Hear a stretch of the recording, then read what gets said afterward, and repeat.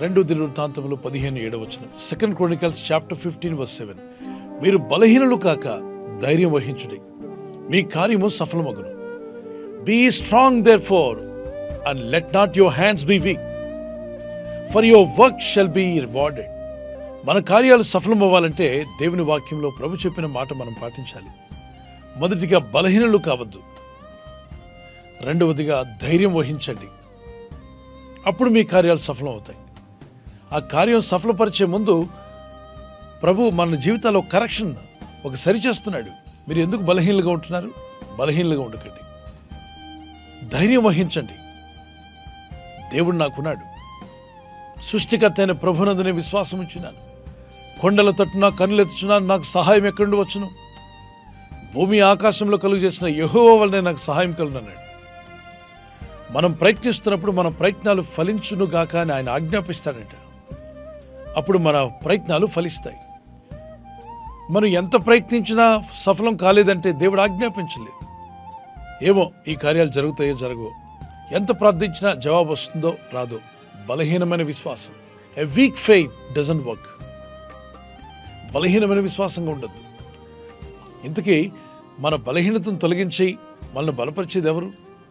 మొదటి యోహాను పత్రిక 2:14 యవనస్తులారా మీరు బలవంతులు, దేవుని వాక్యం మీ యందు నిలుచున్నది. ఇక్కడున్నటువంటి ఈ యవనస్తులు ఎలా బలవంతులయ్యారు అంటే దేవుని వాక్యం వాళ్ళు నిలుచుచున్నదట.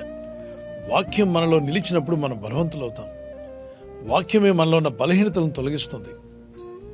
కాబట్టి ఎటువంటి వీక్నెస్లు మీకున్నా మీ పరిస్థితులను చూసి మాత్రం వీక్ అవ్వద్దు. దేవుని వాక్యాన్ని బట్టి విశ్వాసంతో లేచి నిలబడండి, ప్రార్థించండి. దేవుడు నాకు తప్పక సాయం చేస్తాడు, విశ్వాసం కలిగి ఉంటాను. ఆ కాన్ఫిడెన్స్ లెవెల్స్ పెరగాలి మీలో. నేను నమ్మిన దేవుడు సామాన్యుడు కాదు, సర్వశక్తిమంతుడు. భూమిని ఆకాశమును దాని యందు సర్వాన్ని సృష్టించిన సృష్టికర్త అయిన దేవుడిని నేను ఆశ్రయించున్నాను. నేను ఎందుకు భయపడాలి? ఈరోజు కాకపోతే రేపైనా దేవుని సహాయం నేను పొందగలను అనే విశ్వాసం మీరు కలిగి ఉండండి. ఈ వాగ్దానం పట్టుకొని ప్రార్థించండి పిల్లరా. నాలో బలహీనతలు తీసివేయ ప్రభా, నేను ధైర్యంగా ఉండడానికి సహాయం చేయి. కారణం ఏంటంటే మీరు నా కార్యములు సఫలపరచబోతున్నారు. మీ కుటుంబ విషయంలోనో, మీ ఉద్యోగ విషయమో, వ్యాపార విషయమో, మీ ఫైనాన్షియల్ మీరు ఎదుర్కొంటున్న సమస్యలు జయించడానికి ఆర్థిక సహాయము, అనారోగ్యాన్ని జయించడానికి కావాల్సిన శక్తి, ధైర్యము, ఇవన్నీ ప్రభు మీకు అనుగ్రహిస్తాడు. విశ్వాసంలో బలహీనలు కావద్దు, ప్రార్థనలో బలహీనలు కావద్దు, పరిశుద్ధతలో బలహీనలు కాకండి. దేవుని వాక్యమందు బలవంతులై ఉండండి, ప్రార్థనలో పట్టుదల గలవారై ఉండండి, విశ్వాసంలో బలమైన విశ్వాసం కలిగి ఉండండి. అలాగే ధైర్యం వహించండి.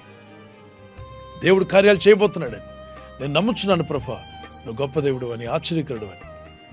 శద్రక్ మేషక్ అబేద్నెగో ముగ్గురిని రాజు అంటాడు, వీళ్ళు ముగ్గురిని కట్టి మండుచున్న వేడిమి గల గుండంలో పడేయండి అంటాడు.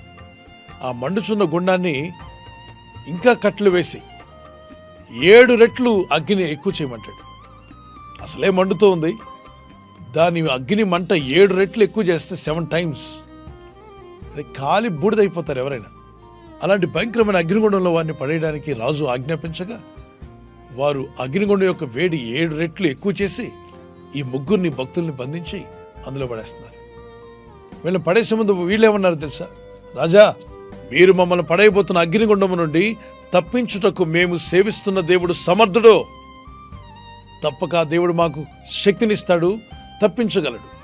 మా దేవుడు ఒకవేళ తప్పించకపోయినా మేము మంటల్లో పడి కాలేనే పోతాము, కానీ నీవు చెప్పినట్టు దేవుడు కాని దాన్ని మేము పూజించాం.